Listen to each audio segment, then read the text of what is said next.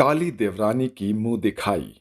रवीना अपनी बेटी रुचिका को शादी के मंडप में ले जाते हुए उसका घूंघट ठीक करती है और उससे कहती है, अरे अरे, तुमने फिर से घूंघट खराब कर दिया। देखो, मैंने तुम्हें कितनी बार समझाया है, तुम्हारा चेहरा जरा भी दिखना नहीं चाहिए। माँ, आपके कहने पर मैंने इतना लंबा घूंघट तो कर लिया है, लेकिन जब मेरे ससुराल वालों को मेरी सच्चाई का पता चलेगा तो उन्हें कैसा लगेगा। तू ज्यादा बकवास मत कर, मैं सब कुछ संभाल लूंगी और शादी के बाद ये सच्चाई तो सामने आनी ही है। लेकिन तेरी शादी होना बहुत जरूरी है, उससे पहले कोई भी अड़चन नहीं आनी चाहिए। रवीना अपनी बेटी को मंडप में बिठा देती है, जिसके बाद पंडित मंत्र पढ़ना शुरू कर देता है। देखते ही देखते रुचिका के फेरे चिराग के साथ हो जाते हैं और चिराग उसे अपने साथ शादी करके अपने घर ले आता है। अरे बहू, आओ, अंदर आओ, तुम्हारा इस घर में स्वागत है। अमृता के कहने पर रुचिका घर के अंदर प्रवेश ले लेती है। उसके सर पर इतना लंबा घूंघट देखकर चारों जेठानियां कहती है, अरे देवरानी जी, इतना लंबा घूंघट क्यों कर रखा है आपने? अरे इतने लंबे घूंघट में तुम्हारा दम नहीं घुट रहा? हाँ हाँ, एक काम करो, अपना घूंघट ऊपर कर लो। वैसे भी माँ जी ने तारीफों के बुल बांधे हुए थे तुम्हारी खूबसूरती के। तभी अमृता कहती है, हाँ हाँ, वो तो है ही, एकदम सुंदर और चांद के टुकड़े जैसी बहू जो लेकर आई हूँ मैं। सबके इतना कहने के बाद भी रुचिका किसी को कुछ नहीं कह पाती। अरे देवरानी जी, कर भी लो अपना घूंघट ऊपर। और तुम बोल क्यों नहीं रही हो? इतना भी शर्माना ठीक नहीं है। वो दरअसल बात ये है कि हाँ, मैं समझ गई हूँ। बात ये है कि बेचारी बहू थक गई है और उसे अभी आराम की जरूरत है। चलो बहू, मैं तुम्हें तुम्हारा कमरा दिखा देती हूँ। चारों तरफ खुशी का माहौल होता है, सभी लोग एक दूसरे से बातें कर रहे होते हैं। इसी बीच अमृता रुचिका को उसके कमरे में ले जाती है, जहाँ रुचिका लंबा घूंघट करे अपनी सास से कहती है, माँ जी, मुझे आपको एक सच बताना है। हाँ बहू, बताओ, कैसा सच बताना है? रुचिका अपनी सास अमृता से कुछ नहीं कहती, बस अपना घूंघट ऊपर कर लेती है। घूंघट ऊपर करते ही अमृता अचंभित रह जाती है। ये सब क्या है? इतना बड़ा धोखा, और वो भी मुझे। तुम्हारी माँ को फोन मिलाओ, मैं तुम्हारी माँ से अभी के अभी बात करती हूँ। रुचिका अपनी सास को गुस्से में देखकर परेशान हो जाती है और तुरंत ही अपनी माँ को फोन लगाकर अमृता को दे देती है। आप हमारे साथ इतना बड़ा धोखा कैसे कर सकती हो? मैंने तो सोचा भी नहीं था कि तुम लोग इतने बड़े फ्रॉड हो। तुम्हारी बड़ी बेटी कहाँ है, जिसको तुमने मुझे दिखाया था? दूसरी तरफ रुचिका की माँ रवीना कहती है, जानती हूँ कि आपके साथ बहुत बड़ा धोखा हुआ है, लेकिन इसमें बेचारी रुचिका की कोई गलती नहीं है। दरअसल बात यह है कि मेरी बड़ी बेटी आनंदा किसी और लड़के के साथ भाग गई है, इसलिए मैंने आपकी और अपनी इज्जत को बचाने के लिए रुचिका को आगे कर दिया। उसने आपकी और हमारी इज्जत का ख्याल रखते हुए इस कदम को उठाया है। ये सब सुनने के बाद अमृता कुछ नहीं कह पाती। तभी वहाँ उसकी चारों बड़ी बहू भी आ जाती है। अरे बाप रे बाप, खोदा पहाड़ निकला चूहा, ये सब क्या देख रही हूँ मैं? हमने तो कोई और ही लड़की देखी थी, ये लड़की कौन है? जरा देखो तो सही, ये कितनी काली कलूटी है, इसका रंग तो बिल्कुल पक्का है। अरे हमारे देवर के लिए ये लड़की बिल्कुल भी ठीक नहीं है, इसे तो अभी के अभी घर के बाहर निकाल देना चाहिए। तुम जैसे धोखेबाजों के इस घर में कोई जगह नहीं है, अभी के अभी इस घर से निकलो। रुचिका की चारों जेठानियां उसका हाथ पकड़ लेती है और उसे घर से निकालने ही वाली होती है, लेकिन तभी अमृता उन चारों को रोक लेती है। रुक जाओ, बस करो। इसने जो भी किया है इस घर की इज्जत बचाने के लिए किया है। अगर ये ऐसा ना करती तो हमारी बहुत बदनामी होती। अमृता अपनी चारों बहुओं को सारा सच बताती है, लेकिन उसके बाद भी रुचिका उनके दिलों में कोई जगह नहीं बना पाती। मुझे तो लगता है कि इसने ये कोई साजिश रची है। इसी को पता होगा इसकी बहन कहाँ भागी है। बता काली डायन, कहाँ है तेरी बहन, जिसकी खूबसूरती की जलन में तूने उसे रास्ते से हटा दिया? ये सुनते ही रुचिका रोने लगती है। आप लोग ये कैसी बातें कर रहे हो? आनंदा मेरी बड़ी बहन है, मैं उसके बारे में ऐसा कभी सोच भी नहीं सकती थी। मुझे नहीं पता कि तुम सच कह रही हो या फिर झूठ, लेकिन माँ जी आप ही बताओ। आपने तो रिश्तेदारों के सामने इतनी तारीफ की थी बहू की, लेकिन ये लड़की तो उसके लायक बिल्कुल भी नहीं है। हाँ, अंजलि दीदी ने बिल्कुल सही कहा। अब आप ये बताओ, इतनी काली लड़की की मुंह दिखाई आप कैसे करोगी? अब मैं तुम्हें क्या बताऊं, मेरे तो भाग्य ही फूट गए। लगता है जैसे मैंने ही बहुत बड़ी गलती की है। इनके घर से रिश्ता जोड़कर। लेकिन अब और कुछ नहीं हो सकता। एक काम करो, जैसे तुम लंबा घूंघट करके अपने मायके से ससुराल आई हो, वैसे ही अब लंबा घूंघट करके सभी मेहमानों के सामने बैठी रहना। कुछ ही देर में अमृता की चारों बहुएं अपनी देवरानी रुचिका को मुंह दिखाई की रस्म के लिए ले जाती है, जिसके बाद एक तरफ घर के सभी मेहमान बैठे होते हैं तो दूसरी तरफ रुचिका लंबा सा घूंघट करके बैठी होती है। अरे अरे अमृता, तूने बहू का इतना लंबा घूंघट क्यों करवा रखा है? दरअसल हमारी बहू के चेहरे पर थोड़े से दाग धब्बे निकल आए हैं, जिसके चलते वो बहुत ज्यादा शर्मा रही है। आप लोग एक काम करो, हल्का हल्का सा मुंह देखकर शगुन दे दीजिए। एक के बाद एक सभी रिश्तेदार रुचिका का हल्का हल्का सा चेहरा देख पाते हैं, जिसके चलते उन्हें उसके काले रंग का जरा भी अनुमान नहीं लग पाता। चलो भगवान का शुक्र है कि सभी मेहमान बहू की मुंह दिखाई करके चले गए, लेकिन अगर किसी ने भी देख लिया होता तो गांव में सभी लोग मेरी काली बहू का बहुत गंदा मजाक उड़ाते। अमृता ऐसा कहती ही है कि तभी उसकी चारों बहू अपनी देवरानी को मुंह दिखाई पर मेकअप का सामान देते हुए कहते हैं, ये लो देवरानी जी, तुम्हारे लिए मुंह दिखाई पर मेकअप का सामान, इसे लगाकर तुम गोरी हो जाना। वैसे भी तुम्हें मेकअप की बहुत ज्यादा जरूरत है, ये तुम्हारे लिए ही बनाया गया है, आखिर तुम इतनी काली कलूटी जो हो। एक के बाद उसकी चारों जेठानी उसके काले रंग का मजाक उड़ाती है, लेकिन तभी राजवीर वहां पर आता है और ये सब देखकर वो कहता है, जिस लड़की ने हमारे खानदान की इज्जत बचाई है और हमें बदनाम होने से बचाया है, उस लड़की के लिए आप लोग इतना कुछ बोल रहे हो, आप सभी को शर्म आनी चाहिए। राजवीर भले ही बहुत सुंदर था, लेकिन उसकी सोच बहुत अच्छी थी, जिसके चलते उसकी माँ और उसकी चारों भाभियों को अकल आती है और वो सभी रुचिका से माफी मांगते हुए कहते हैं, माफ कर दो रुचिका, हमने तुम्हारे बारे में एक बार भी नहीं सोचा कि इस दौरान तुम्हारे ऊपर क्या बीती होगी। हाँ रुचिका, हमें अपनी गलती का एहसास है, हो सके तो हमें माफ कर देना। आप सभी को मुझसे माफी मांगने की कोई जरूरत नहीं है, मैंने तो कब का आप सभी को माफ कर दिया है, और फिर अब आप सभी मेरे लिए मेरा परिवार हो, ये सब तो चलता ही रहता है। रुचिका का इतना अच्छा बर्ताव देखकर अमृता भी उससे माफी मांगती है और उसे गले से लगा लेती है। बहू, तेरे काले रंग को देखकर मैंने भी बहुत उल्टा सीधा बोल दिया तुझे, लेकिन आज के बाद जैसी मेरी बाकी की चारों बहू है, वैसी ही तू भी है। इसी प्रकार रुचिका को उसके ससुराल में सभी लोग एक्सेप्ट कर लेते हैं, जिसके बाद वो सभी एक साथ खुशी खुशी रहने लगते हैं।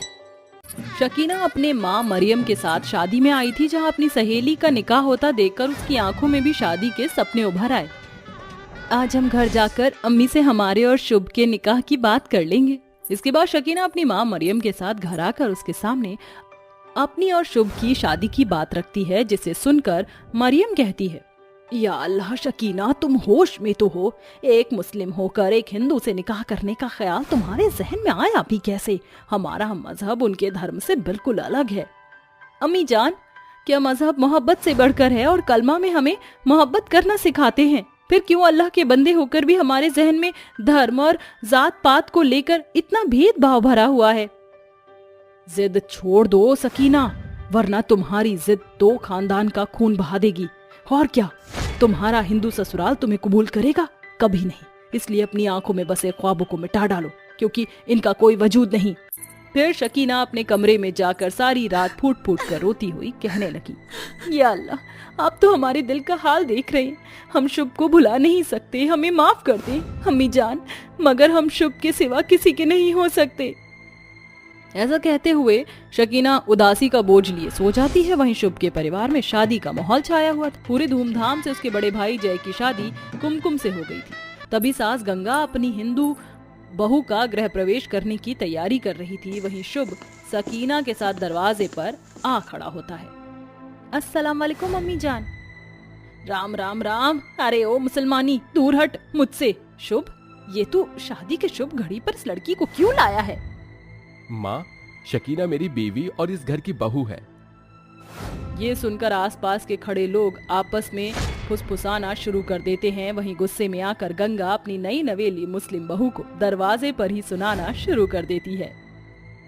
नास पीटी मरजानी मुसलमानी, तूने इस माँ से मेरा बेटा छीना है, तू कभी खुश नहीं रहेगी, ये मेरी बद्दुआ है। और मेरी एक बात तू भी सुन ले शुभ, मैं मरते दम तक इस मुसलमानी को अपनी बहू कभी नहीं मानूंगी।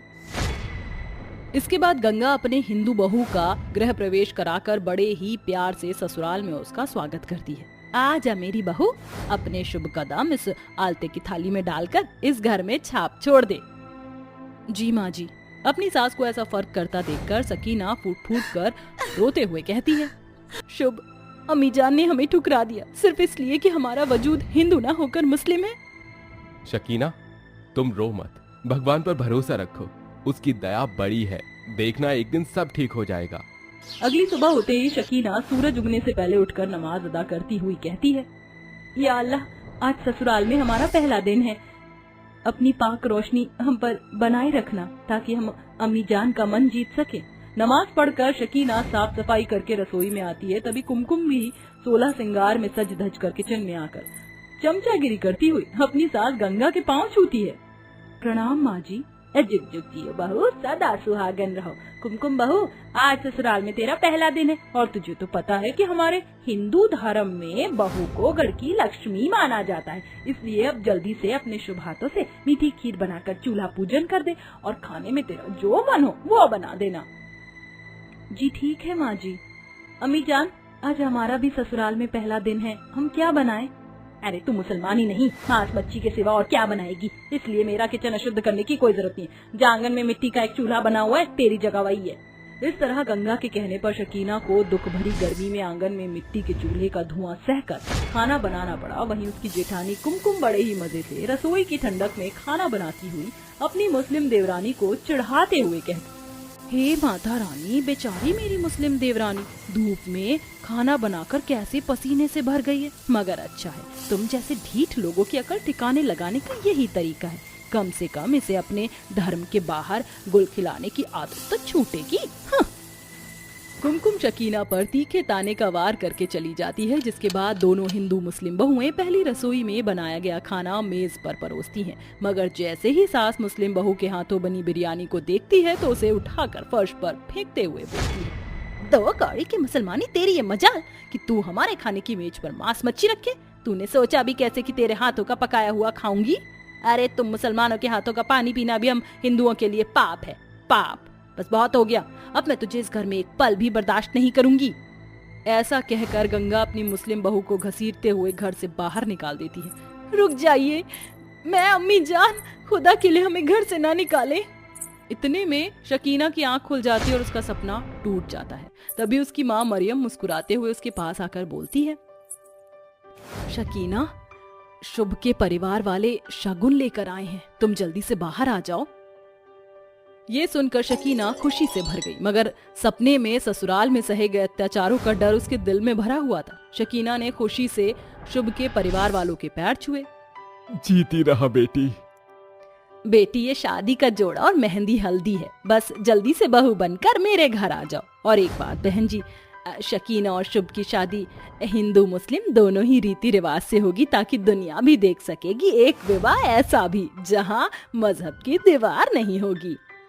इसके बाद बड़े ही धूमधाम से शुभ और शकीना के साथ कुमकुम और जय की शादी होती है, जिसके बाद गंगा कुमकुम का स्वागत करती है। और जैसे ही गंगा अपने मुस्लिम बहू का स्वागत करने को आगे बढ़ती है, नई नवेली दुल्हन कुमकुम अपनी सास के हाथों से आरती की थाली लेकर कहती है, माँ जी, शकीना का स्वागत उसकी हिंदू जेठानी के हाथों होगी। कुमकुम खुशी के साथ शकीना को तिलक लगाकर उसकी आरती उतारती है। आओ मेरी बन्नो रानी, अपने दाहिने पैर से इस चावल के कलश को इस घर में बिखेर दो।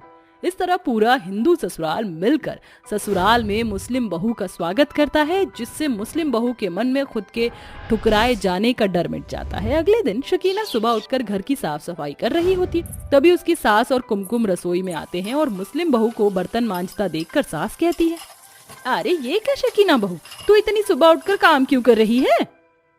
वो अम्मी जान, आज ससुराल में हमारा पहला दिन है ना, बस इसलिए।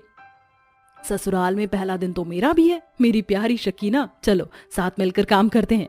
दोनों हिंदू मुस्लिम बहुएं बिना किसी खटपट के खुशी के साथ सारा काम खत्म करती हैं। इतने में ससुर रसोई में आकर कहता है, शकीना बहू, मुझे ना तेरे हाथों की मीठी सेवइयां खानी है, इसीलिए आज तो पहले रसोई में वो जरूर बनाना। जी अब्बू जान।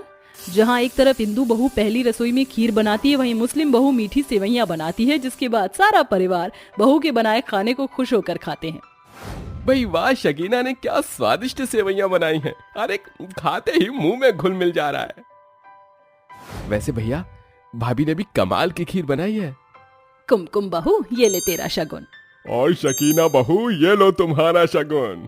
जहाँ एक तरफ गंगा ने अपने हिंदू बहू को शगुन के तौर पर गीता दी, वहीं सुखदेव ने शकीना को शगुन के तौर पर गीता और कुरान दोनों दी, जिसे देखकर मुस्लिम बहू का मन भराया।